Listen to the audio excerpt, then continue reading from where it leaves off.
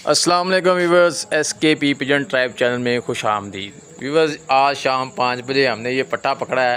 अचानक ही मैं अंदर से बाहर आया हूँ तो देखा ये पट्ठा ये बैठा हुआ है। पहले तो मैं घबरा गया कहीं मेरा पट्ठा तो नहीं ऊपर बैठ गया, तो लेकिन ये बाद में देखा कि ये मेरा नहीं है। ये देखें माशाल्लाह, इसकी एक आंख ब्लैक है और एक आंख पहले जो आपने देखी है वो लाल है। किसी ने मकोए कबूतर का क्रॉस मारा है ये दूरबीन वाले कबूतर को, तो उसका पर देखें माशाल्लाह कितना खूबसूरत है। पर तो बेहद अच्छा है। एक साइड का पर, राइट साइड का हम आपको दिखा रहे हैं, अभी लेफ़्ट साइड का भी दिखाएंगे।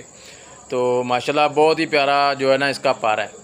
तो अभी इसकी फ्लाई अभी देखते हैं इसको क्या करता है। एक दो अभी कल तो पकड़ा है इसको। ये पंजे भी देखें माशाल्लाह काफ़ी खूबसूरत हैं इसके।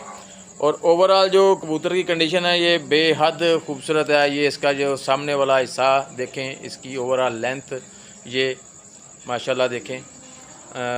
लेकिन अभी